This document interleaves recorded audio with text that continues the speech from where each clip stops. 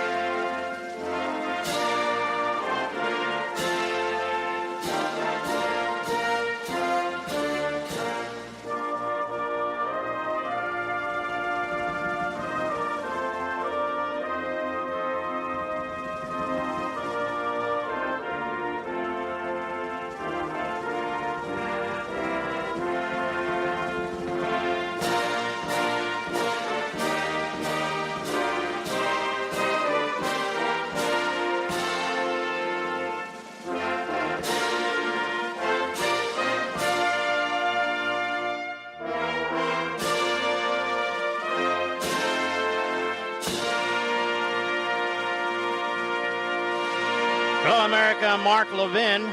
Welcome. I hope you had a great weekend. Our number is 877-381-3811, 877-381-3811.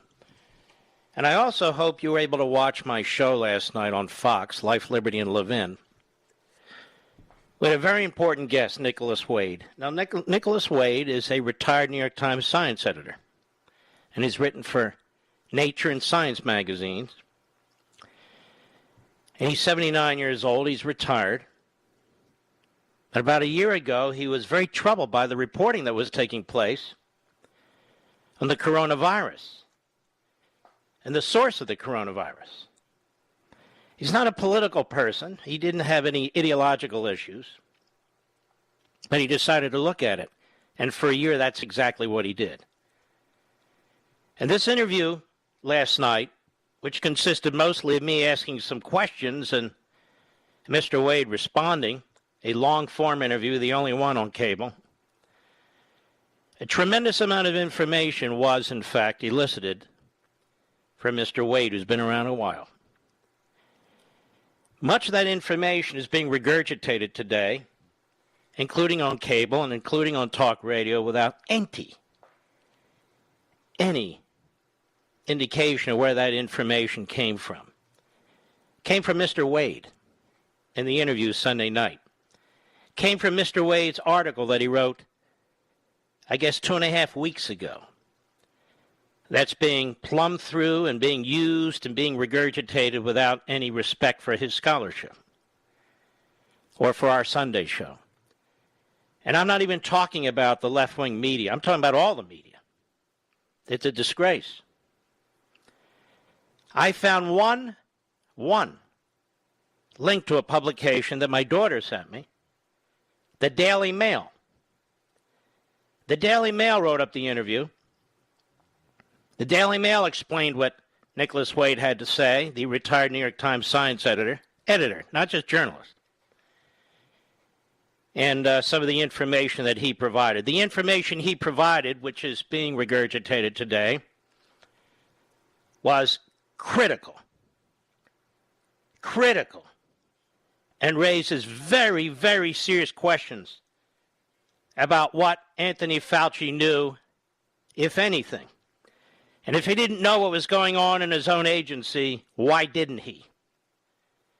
He denied to Rand Paul, Senator Paul, that his agency had funded this kind of research that actually takes a virus and makes the virus lethal to human beings in order to see if they can come up with a solution to it. There's been a moratorium on this kind of science investigation. And what we also learned last night is that despite the moratorium, there was a funding project from Mr. Fauci's agency to a third-party group in New York.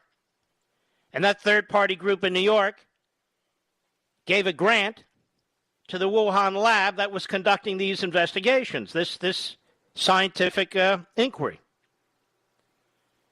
Now, that's a big deal. That's a very big deal. Because the man who runs that third-party organization was the one who organized a letter in February gathering other scientists and their signatures saying there is no way that this virus could have been created or leaked from the lab, that in fact it was due to natural circumstances, meaning animals to humans. He didn't have any evidence whatsoever to prove that. Moreover, today, there is no evidence whatsoever to prove that. None. And there was a second individual, another so-called scientist by the name of Anderson, who did exactly the same thing a few weeks later. And it is those two letters that CNN, the Washington Post, the New York Times, MSNBC, NBC, ABC, CBS, and all the rest used as their scientific basis for advancing the idea, the claim as a fact, that this came from bats to human beings or some animal to human beings. This was the communist Chinese propaganda machine. This is what they were pushing. A very few individuals raised concerns that it might have been leaked from the lab, Tom Cotton being one of them. A couple of scientists said we might want to look into that. They were immediately silenced or attacked. This is the greatest health disaster in modern human history. And the media in America had no interest, no curiosity whatsoever to find out what really took place. Why? Because they wanted to blame Trump for the deaths, and they wanted to protect communist China. And they did both. And so did the Democrat Party. And so did Joe Biden.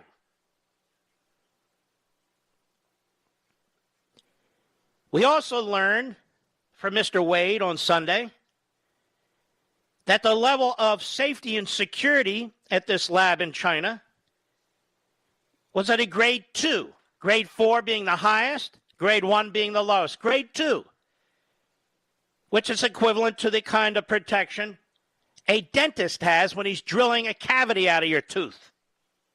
In other words, virtually non-existent. Now, I taped this interview on Wednesday, given Mr. Wade's availability, which was limited, and my own conflicts. I don't normally tape the show on a Wednesday. That weekend, this weekend, we also learned from the Wall Street Journal that staffers in the Wuhan lab got very ill. And nobody seems to know what from. Well, I think we do know what from. There are many, many questions here. Many. The State Department Inspector General's office had great concerns last year, actually the year before last, about the safety standards that were in place at the Wuhan lab. The communist Chinese regime under Xi will not release any data or not make any scientists available for any interviews. It's a massive cover-up. President Trump early on said that he believed that the virus was leaked out of that lab, for which he was viciously attacked. And yet I believe he was 100% correct. Mr. Wade makes clear that we don't have definitive evidence to prove that, but the information we do have strongly suggests that it wasn't a natural happenstance, but more of a lab leak. In fact, there's no information to support the former, and there's a lot of information to support the latter. Why did Anthony Fauci lie during his Senate testimony about the funding of this project? Well, here's where Mr. Wade went a little squishy. He said, well, maybe it was semantics. Maybe the virologists, they have a committee that reviewed it, had a different idea, and so forth and so on. Well, let's get to the bottom of this. As somebody who worked as a chief of staff to an attorney general, I can tell you there are sign-off requirements when you're putting out grants and so forth. Who signed off on the grant? Now, here's what is also very, very crucial to understand. There was a moratorium on this kind of scientific research, as I already told you. As Mr. Wade told us, and he's the first person to reveal this. That was a big bit of information on Sunday. And the only way that you can actually continue with research on this, with the support of Fauci's Infectious Disease Office or the National Institutes of Health, is if Dr. Collins, the head of the NIH, or Mr. Fauci, the head of the National Institute of Allergy and Infectious Diseases, had actually personally signed off on it. In all the interviews that Anthony Fauci has been involved in, there has been no interest in questioning him about any of this. And now he says it's not at all clear that this was a natural occurrence, so we need to investigate this and find out what took place. Now the Secretary of State says, yes, we need to find out what actually took place here. The third-party fact-checkers for big tech were propagandists. They were liars.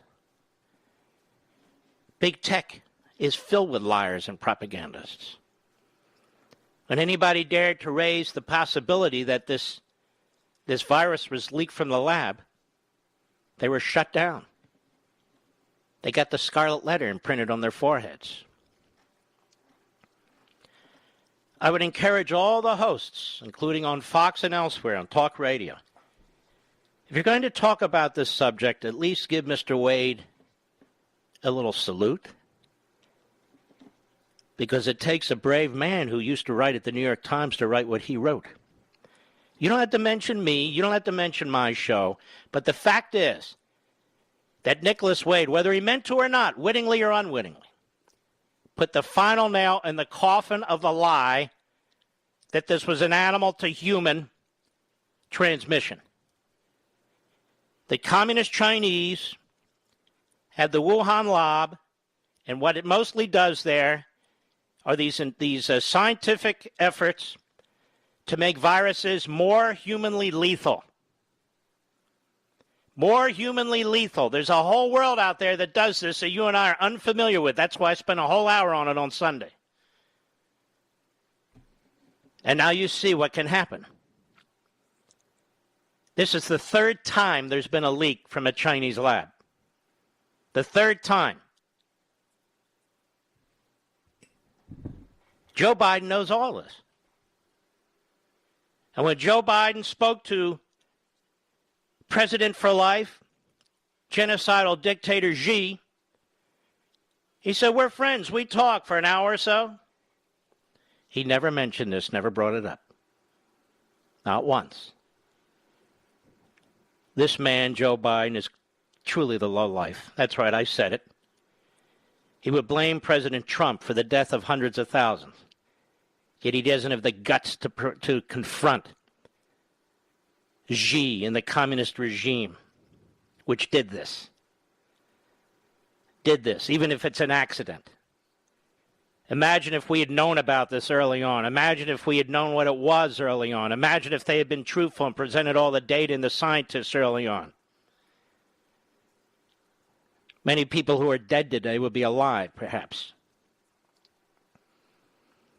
Donald Trump had to fight with the same bureaucracy to get these vaccines done faster than this bureaucracy's used to. The same bureaucracy that helped the communist Chinese cover up what they did. That's what you would have learned Sunday if you'd watched the show. And for all the parakeets out there who repeat this, I'm glad you are. It's important to get this information out there. But it's also important to acknowledge this individual and how you learned about most of it. I'll be right back. Mark Levin.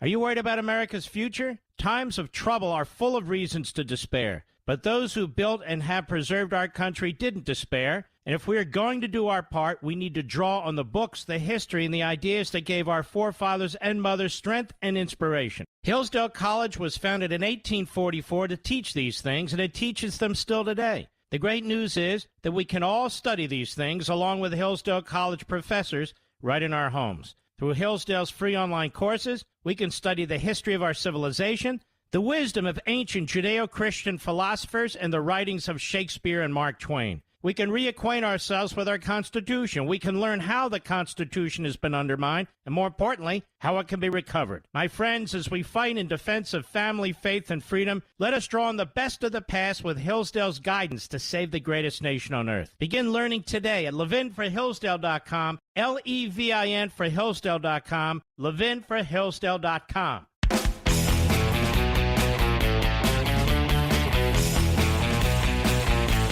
So now what will the Biden administration do to get to the bottom of this? Nothing.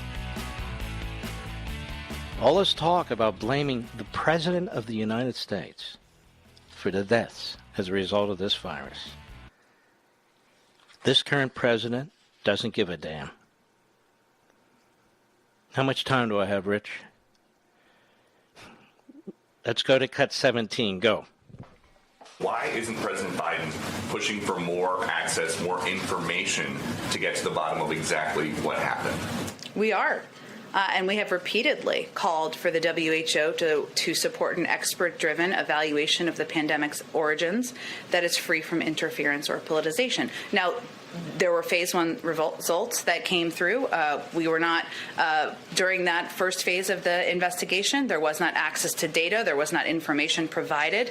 And now we're hopeful that WHO can move into a more transparent, independent phase 2 investigation. But with 589,920 dead Americans, at what point does President Biden say, we don't want to wait for the WHO, we don't know what they're doing, this needs to be an American-led effort to get to the bottom of what happened?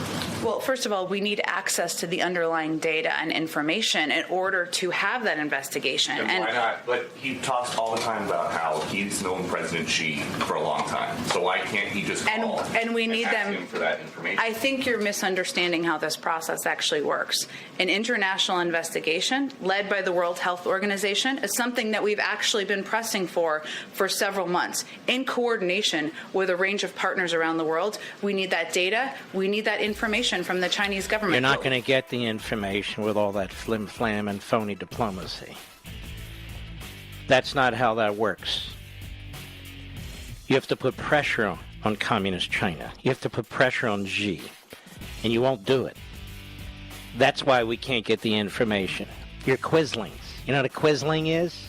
You're a Quisling. I'll be right back.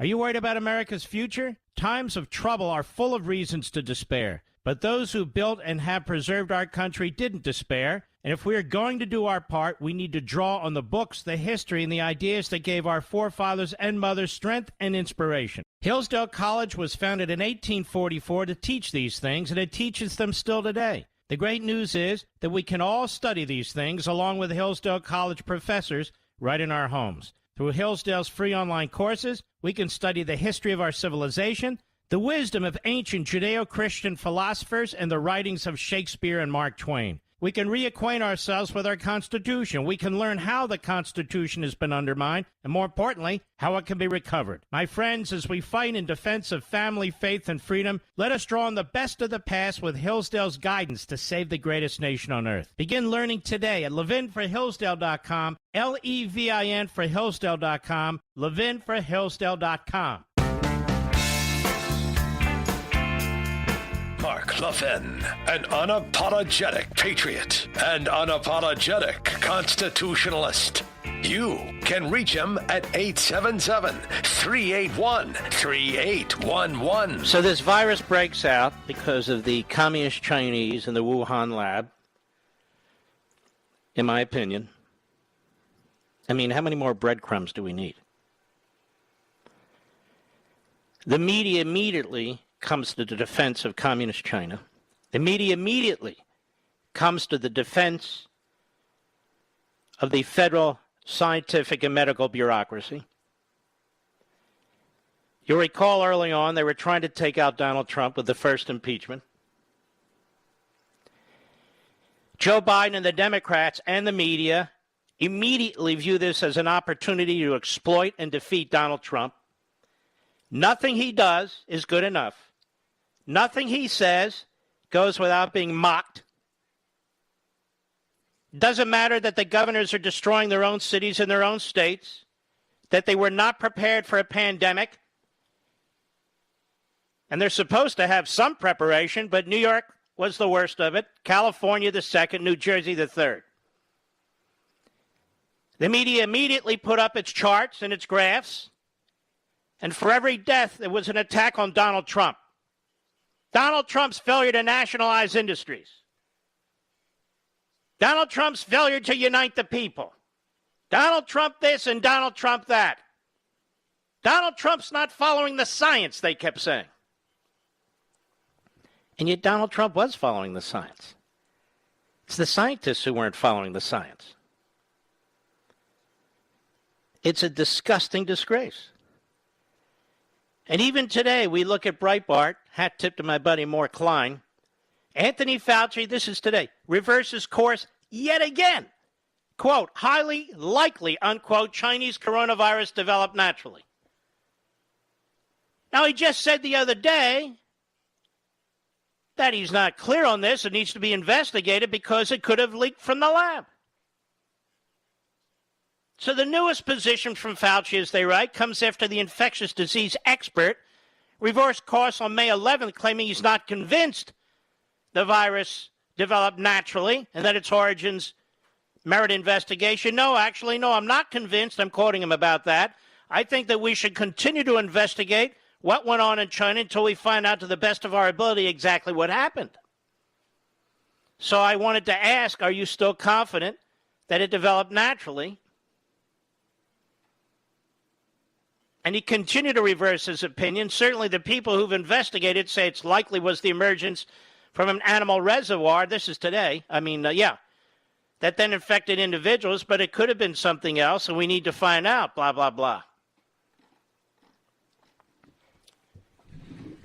Ladies and gentlemen, it was Fauci's bureaucracy that funded this grant through a third party. The question to Fauci is, what did you know and when did you know it? If he says, I didn't know, but he knows now. He knows now.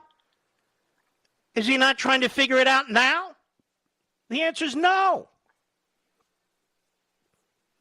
Well, who signed off on this grant when there was a moratorium? You haven't heard that question asked, have you? Except from me. Who signed off on the grant? Because apparently only Fauci or Collins, the head of the National Institutes of Health, for whom Fauci works, apparently they're the only ones that can sign off on this during a moratorium. I'm not interested in Fauci's opinion. The man is more than schizophrenic when it comes to his expert commentary. He's got 23 personalities. But he's the guy in charge.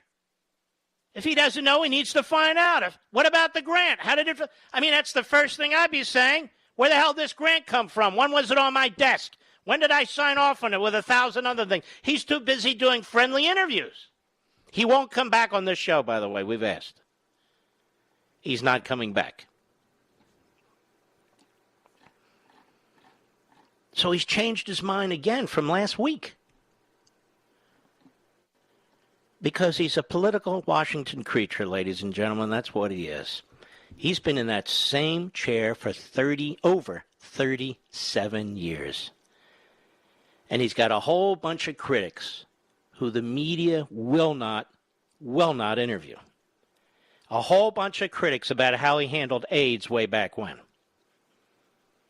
And why it took so long to try and find answers to that. And others, by the way. But they don't talk to them. They don't question him. He's getting awards with a lot of money attached to it. It's incredible.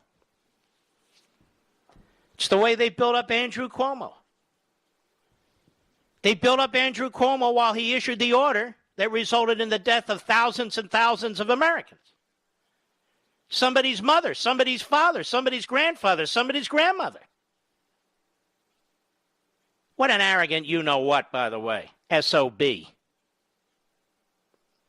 But so is Fauci. You have this Whitmer in Michigan.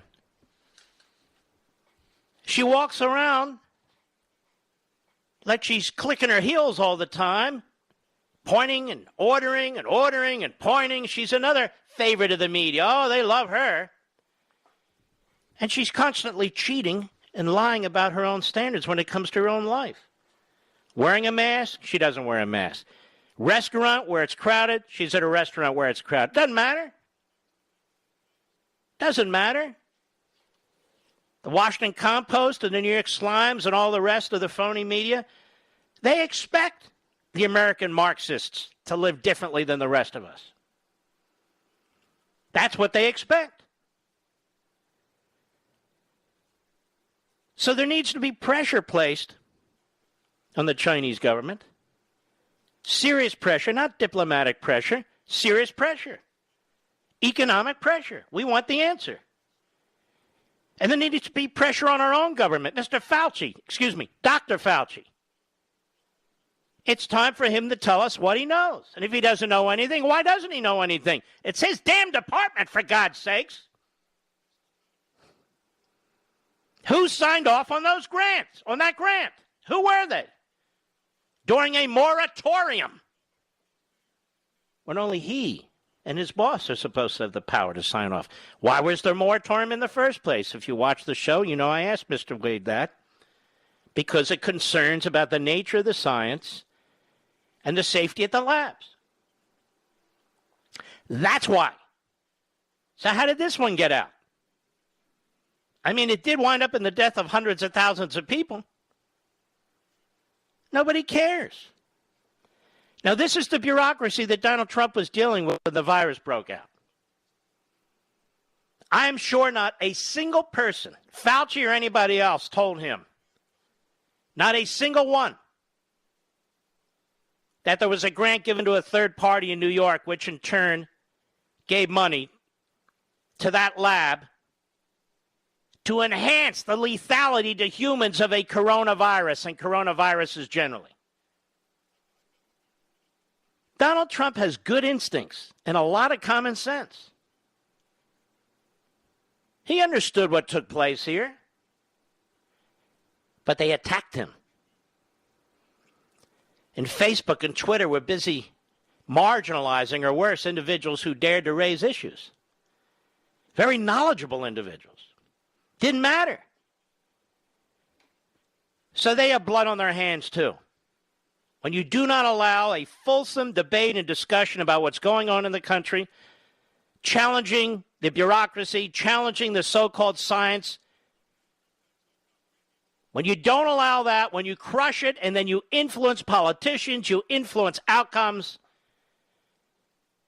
big tech is part of a totalitarian mindset. Again, American Marxism.